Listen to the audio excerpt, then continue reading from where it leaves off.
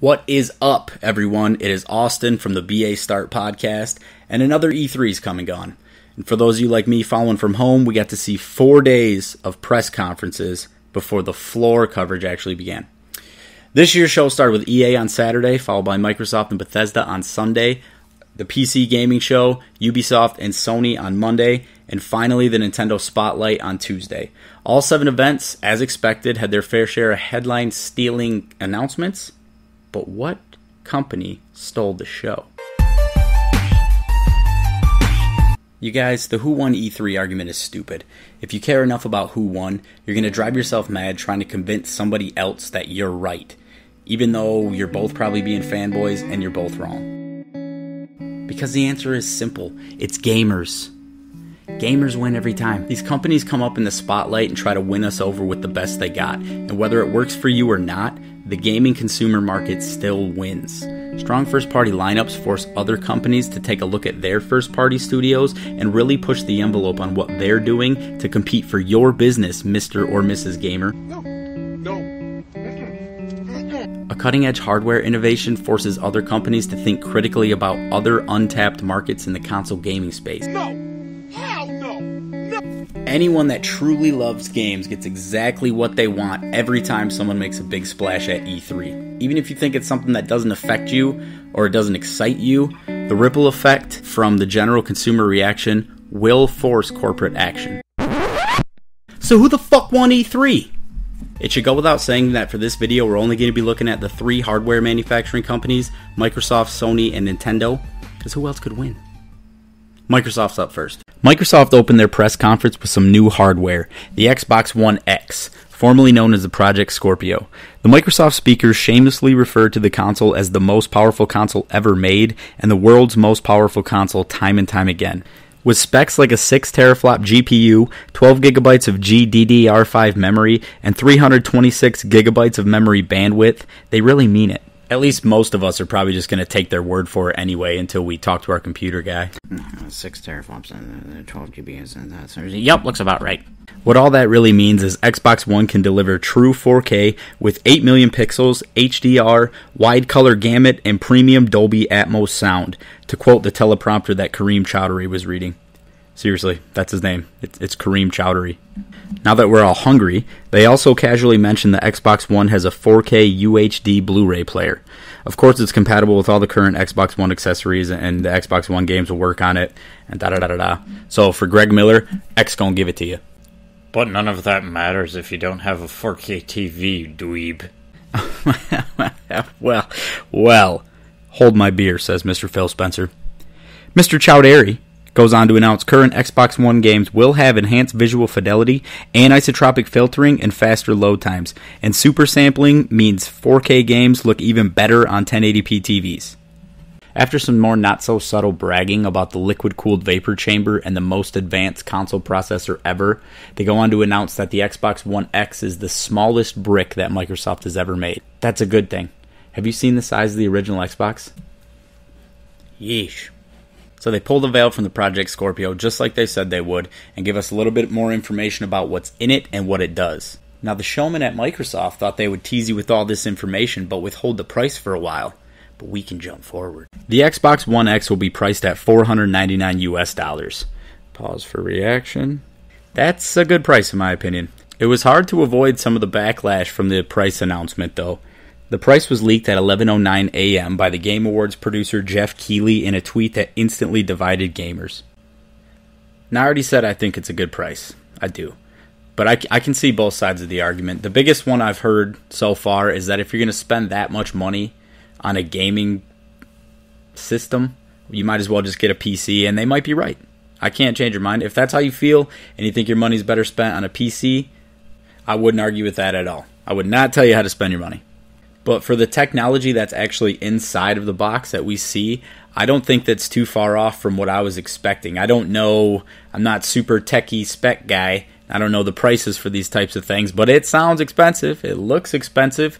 It's the most powerful gaming thing on the market right now, so I'm not surprised. Now, let's not forget that in 2013, when the Xbox One launched, that thing bundled with the Kinect was also $499. I gotta believe that the liquid cooled vapor chamber and the processor and this and that are more expensive than a Kinect would be. I've also heard people say that they think that Microsoft should take a loss on this one. I think they're taking a pretty big loss. I do.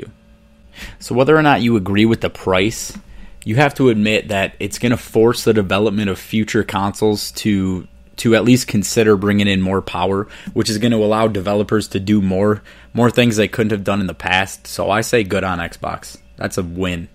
So with the big exciting kind of reveal out of the way, Microsoft went right into doing what gamers have been slamming them for not doing the past couple of E3s, which is showing games. And they showed games, 42 of them to be exact, and 22 console exclusives. None of which named Halo or Gears of anything. So that's good, I guess. They did debut a car, a new Porsche, which is, showing cars off to gamers is top. But that is cool because Forza's a great racing series, and that's awesome for them. They also showed Metro Exodus, 4A games, but it does have a cross-platform release, so kind of got to deduct points from a corporate perspective for spotlighting a game that you can play anywhere. But hey, you might as well double up while you're at it. They premiered Assassin's Creed Origins next, but look for more of that when I take a look at some of the publishers who made a splash at E3 later, or you can just listen to our E3 wrap-up show on the BAStart podcast. But still, it's hard to be impressed by Microsoft showing off games that are playable elsewhere. I mean, it's about winning E3, right?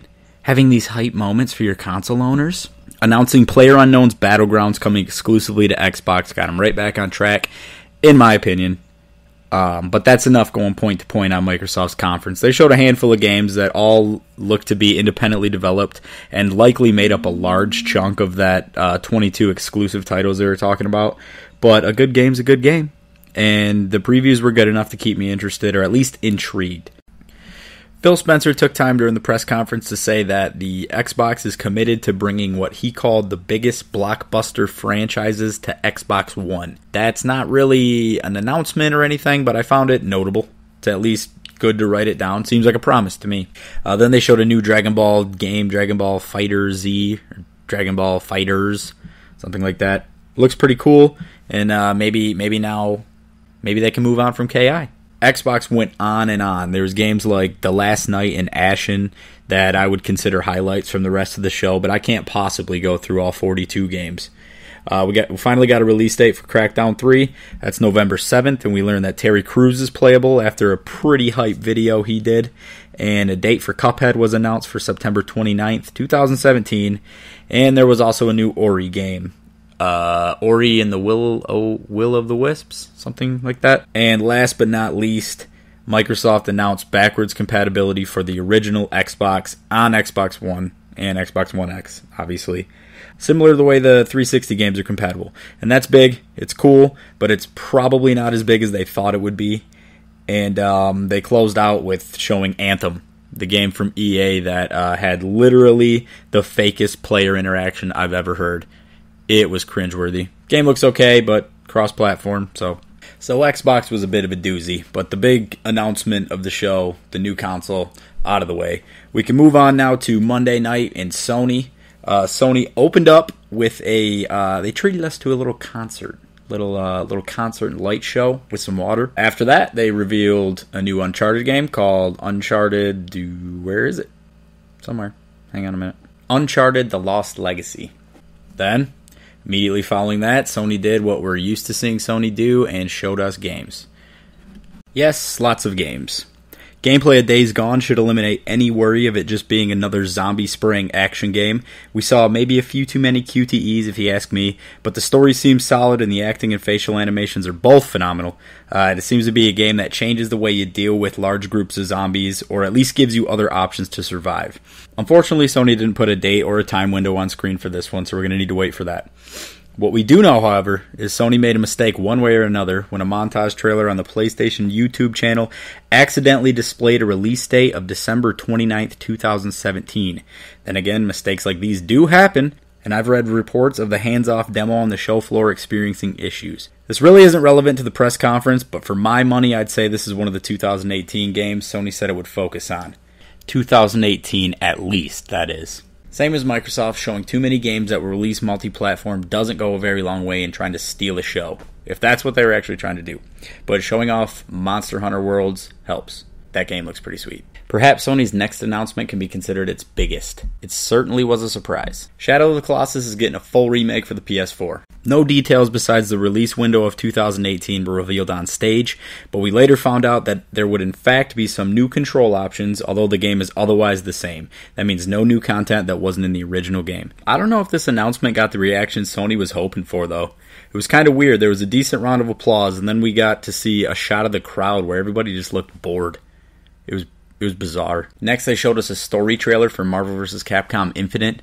And that game looks about as ridiculous as you might expect considering its roster. But can someone please tell me why Chun-Li looks like she had her head shrunk in the Beetlejuice movie? The game looks fine though, and at the end of the trailer, it was revealed that there would be a demo available that day. So now we come to it. The part of the show where the real gamers get a snack, use the bathroom, or rest their eyes for a while. Call of Duty is back on the Sony stage. Look, Call of Duty has most definitely helped shape today's shooters and remains itself one of the most balanced and enjoyable FPS experiences online.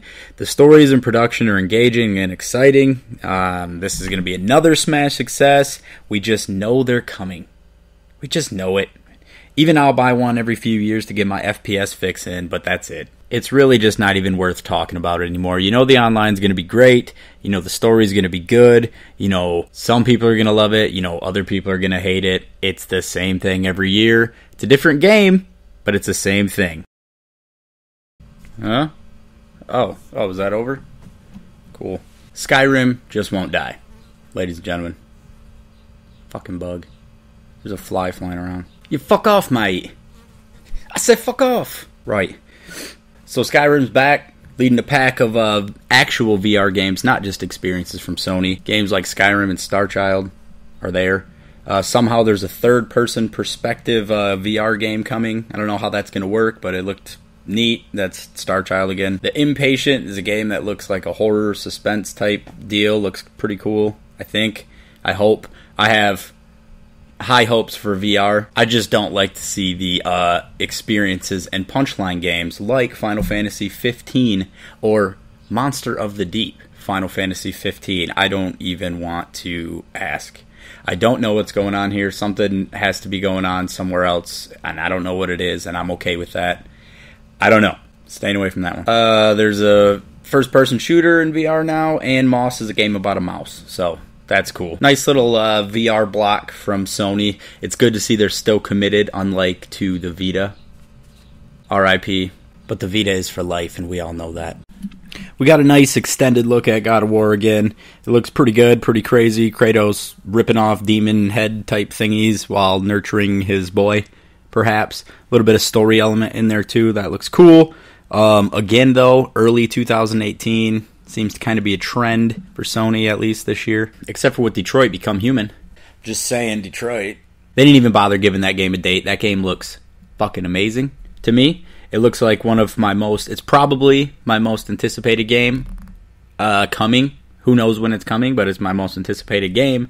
But I'm kind of torn. I'm not sure how much of a game it really is. Parts of it seem like you're just kind of guiding your android around until you have to make a decision.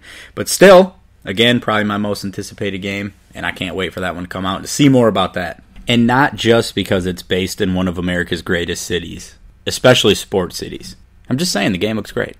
Destiny 2 is coming September 6th, and although this is multi-platinum as well, at least this one has exclusive content on the PlayStation 4. It's got an exclusive strike, exclusive gear, a ship, and an exotic weapon, and a PvP map. It does share the same frame rate, though. Ouch. Sony closed the show with Spider-Man, the exclusive game from Insomniac, and it looks pretty neat. It definitely looks cool. I would say Spider-Man's powers alone set the combat at least apart from like Batman or Assassin's Creed or even Shadow of Mordor. But it does seem to kind of play by like a different set of rules when that's going on. And I can just imagine like how fun webbing through the city is going to be. So that looks really awesome. That almost alone makes it a must buy. This was Sony's last game of the show, though, and it kind of just felt like the bomb was about to drop since there wasn't a whole bunch of 2017 games. I just felt like I was going to see 2017, maybe Holiday or something like that. Didn't maybe it's not feasible, but it just kind of felt like maybe it could happen, but it didn't. They said 2018. It just appeared 2018 on the screen, and that was that. So that was Sony's show on Monday night. It was pretty good. It was show-many and a lot of stuff going on there, and I know I poked a lot of fun at it, but it was a good show. It was overall. We'll get to the conclusions later, but first, one more show. On Tuesday night, Nintendo did their Nintendo Spotlight, and I'm not even going to try to hide my bias. I shouldn't have to. You know. You're supposed to have expectations coming in. That's what makes these shows. That adds something to the shows itself.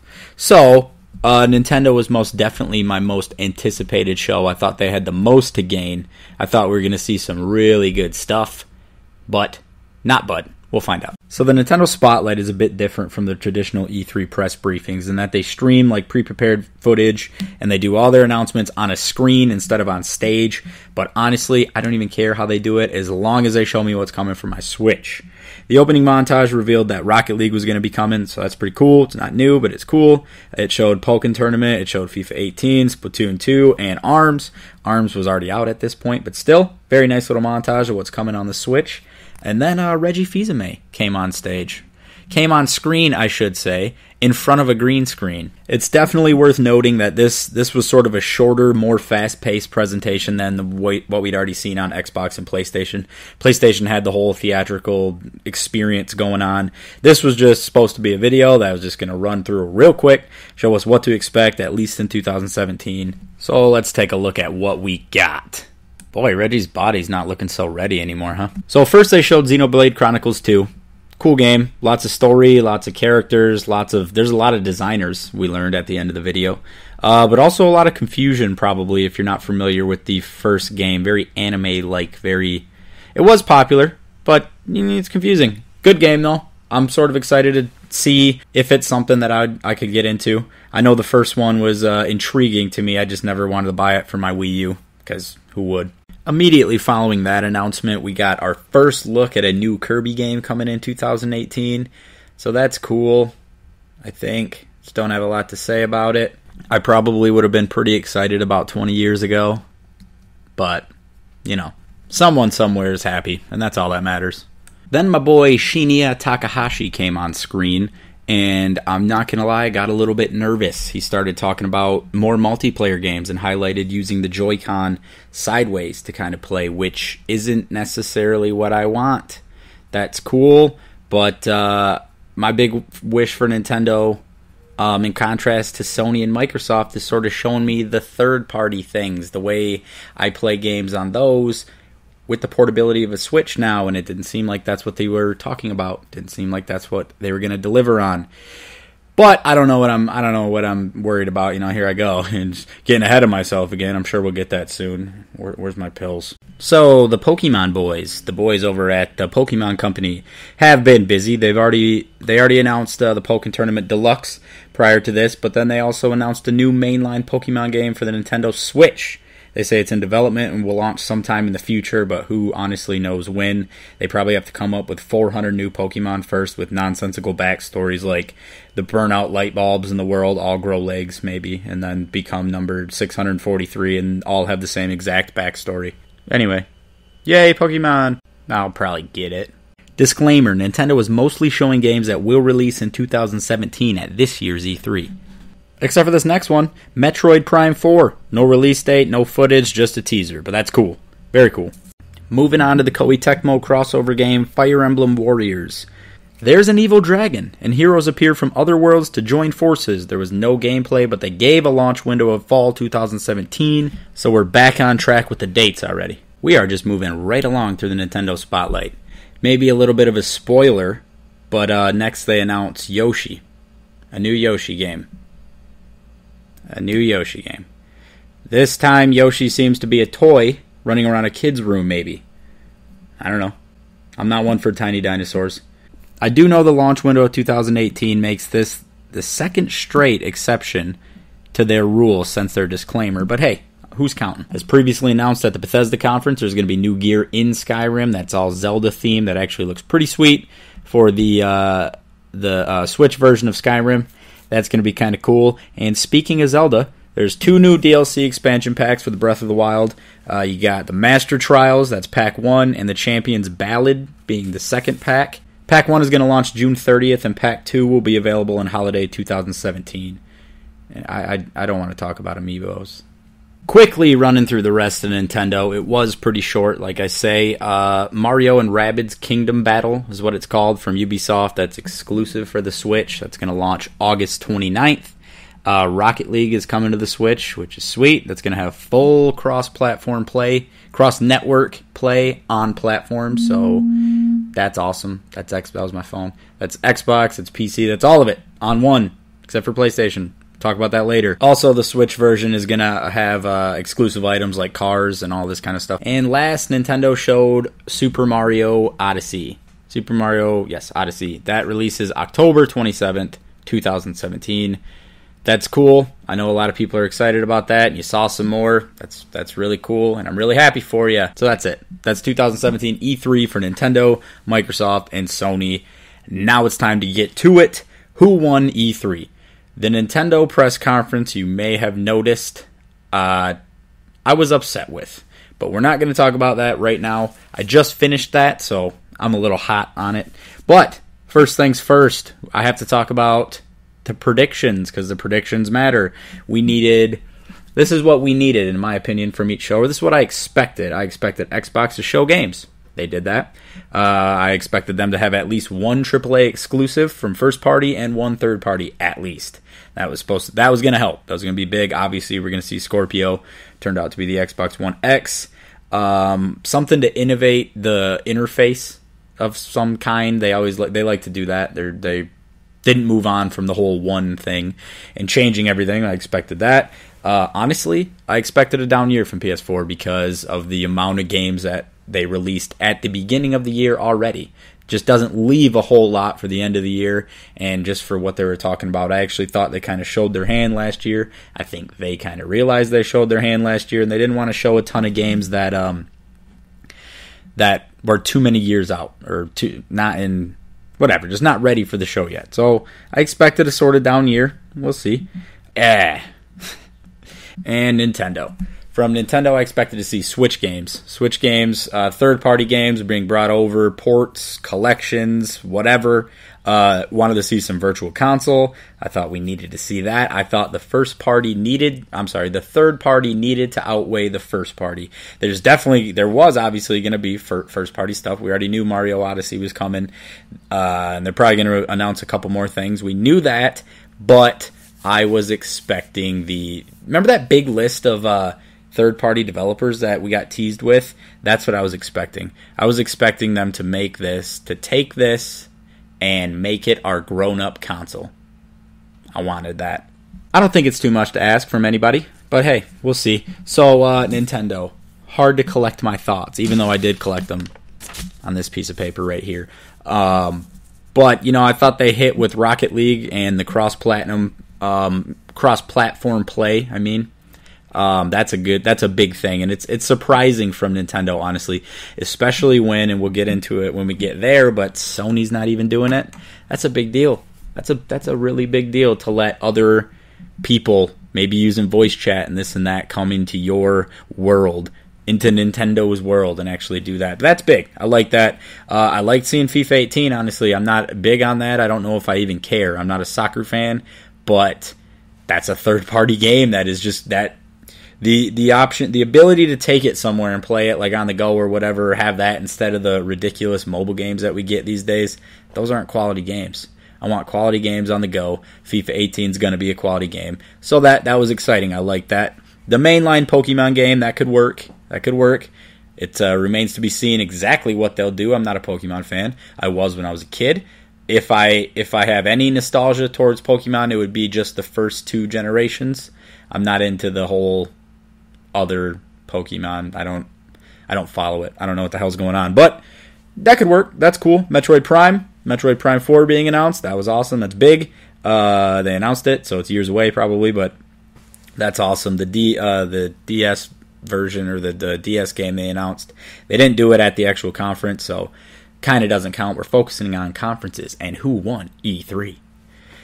Let's see, Skyrim. Skyrim's going to be cool for it. Again, the third-party game thing, you know it. You get it. You see where I'm going with this. That's what I wanted. That's what I was excited about. The DLC for Zelda is not a bad thing.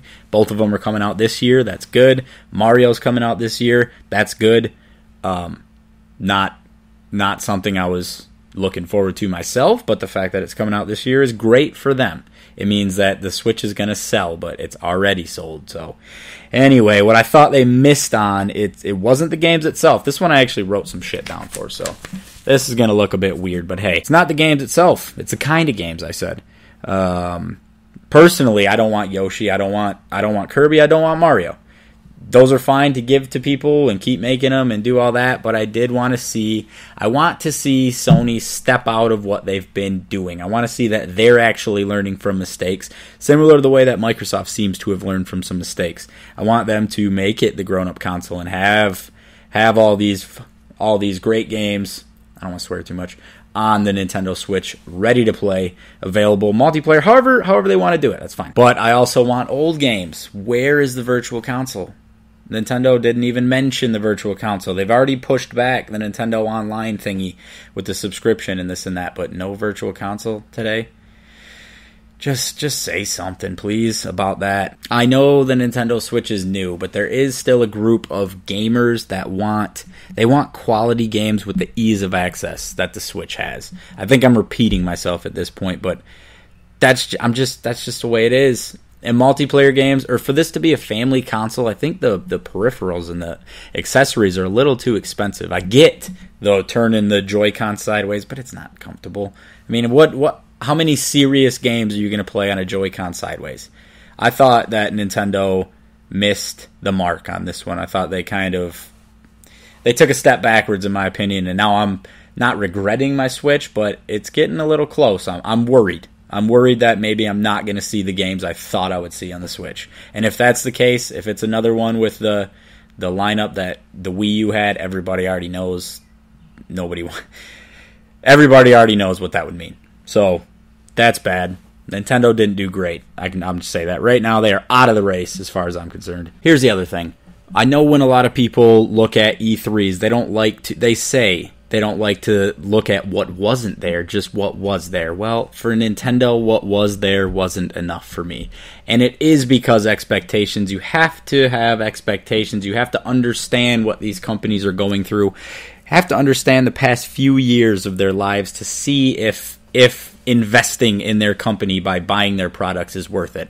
That's what it means to me, and Nintendo didn't do that. Sorry. Anyway, moving on. Sony was their overall press conference, I think is worth talking about, because it's a little strange. It looks like they were being, I said during my segment of them, it was a little showmany. It was a show. It was a theatrical kind of thing, which is cool, but we want games. But I think that they hit with the games they did show. Days Gone looks amazing. Spider-Man looks amazing. Detroit Become Human looks amazing. God of War looks amazing. They all look amazing. All those games, all exclusive, all good-looking games. I like that. I like that virtual reality is getting a fair shake. I really like virtual reality. I said that as well. I have high hopes for that. I hope cool things will happen in that. I hope they make better games. You know what I'm saying. But I thought there wasn't a whole lot of hits, honestly. I didn't think there wasn't any super big moments. I'm not Shadow Colossus just doesn't do it for me. That's just meh.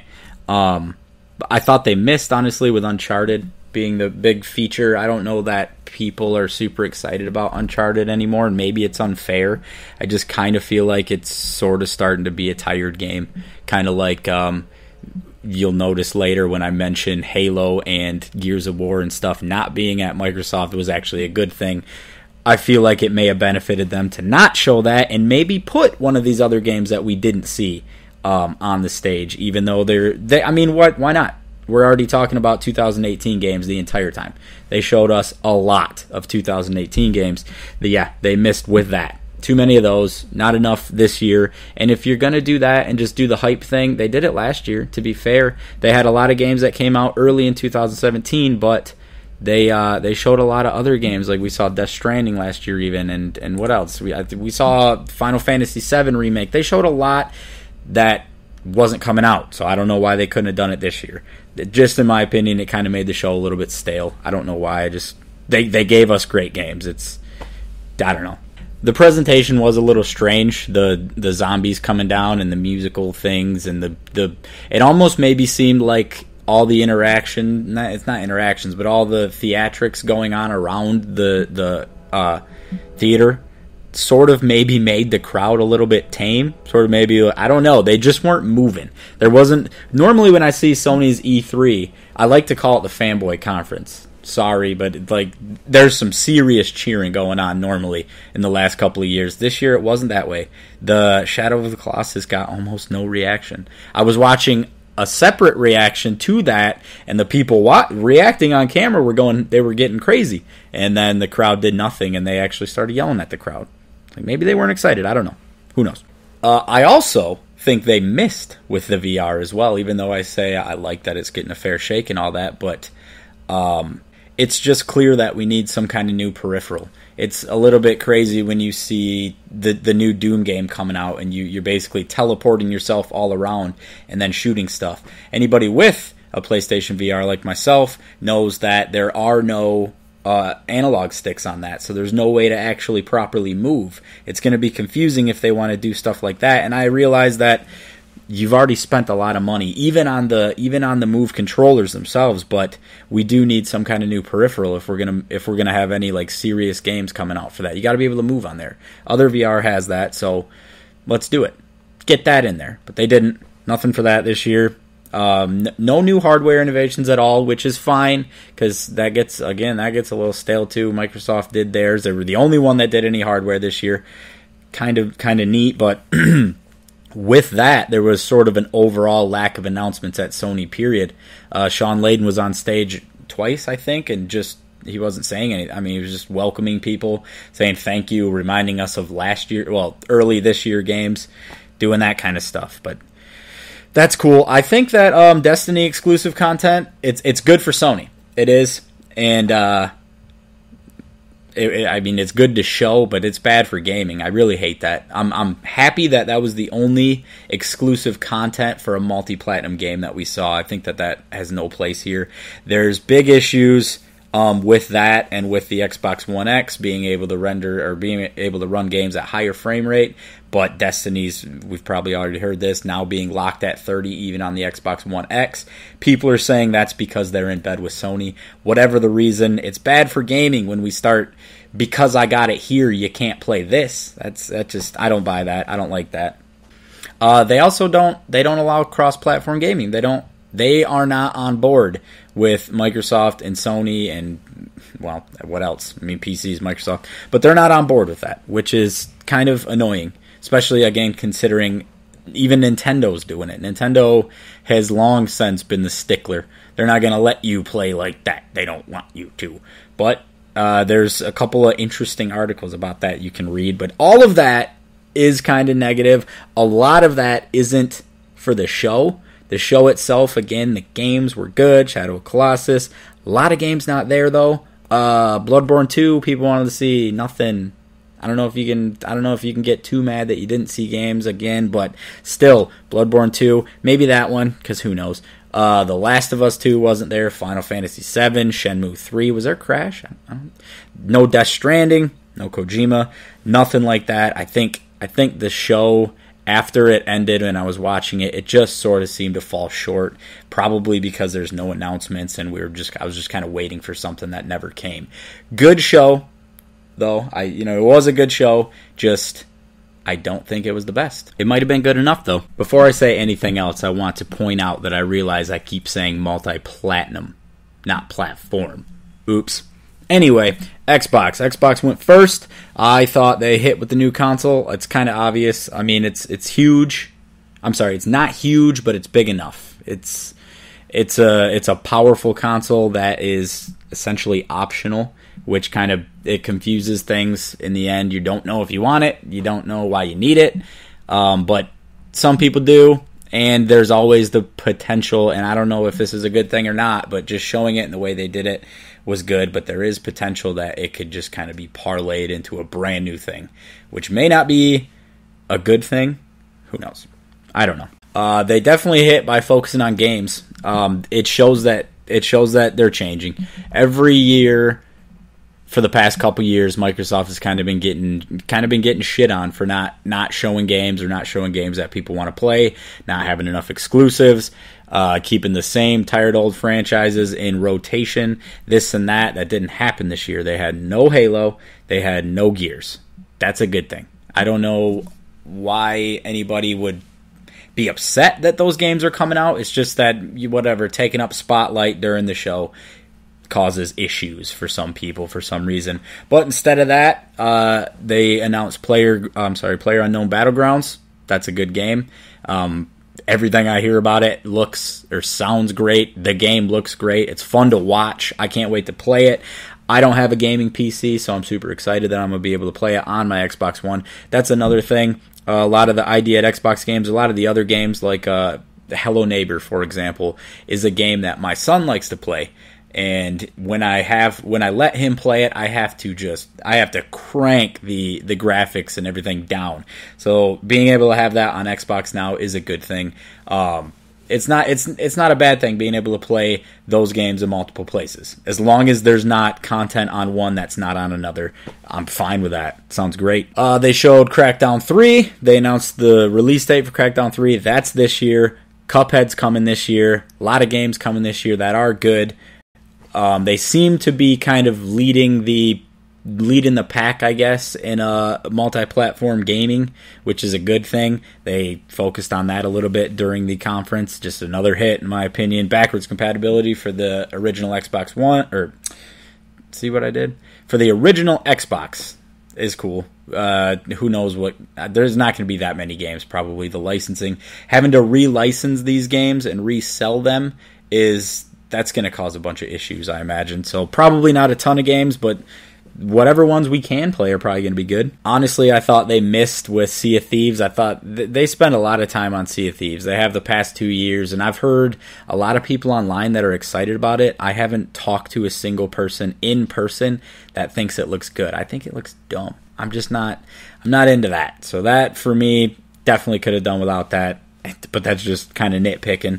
It was boring. Even though I think the Xbox One X is a win, essentially, for the show, and it made everything, it kind of tied it together in ways where they were able to just keep going back to, well, it's playable on this, and la la la. I think the price for purpose argument is a good one. It's hard to argue against that. So if somebody was like so turned off while watching it that they just couldn't watch anymore, I can't blame you for it, honestly. I thought Xbox One show kind of moved along steady. There's only a few spotlights. They showed a lot of games, but only really spotlighted a few of them, mainly the multi-platform, almost did it again, games, probably for whatever reason. Who knows? There could be reasons that Assassin's Creed was on stage or Anthem was on stage. We don't know. Again, hopefully it's not exclusive content on one console, not available on the other. I'm not okay with that. I don't like that. There was a staggering amount of games, though, and a lot of them are coming this year, so that was a big thing. But I feel like because a lot of the games are coming this year for Xbox as opposed to like Sony, I feel like the thing that sort of set Microsoft apart this year was they actually had announcements. They actually had Phil Spencer and the people on stage telling us stuff, not just seeing stuff on a screen and being like, ooh, ah. Yeah, actually hearing the information and having it's straight from the source. That always helps, I think. It helps move a show along and keep it entertaining. Because that sort of is the point. I thought the Xbox show was good. I thought that it was the best. I don't know that it won, though. To do that, we got to break down a few things, so we'll do that right now. So as far as breaking down this year's E3 between Microsoft, Sony, and Nintendo, think when you look at the games that are coming, I think it's coming in the past. That's just not this year. You know, I think it's obvious that Sony has the upper hand in that. I think Microsoft is not too far behind in that department, and their focus on games and third parties and all this kind of stuff is helping.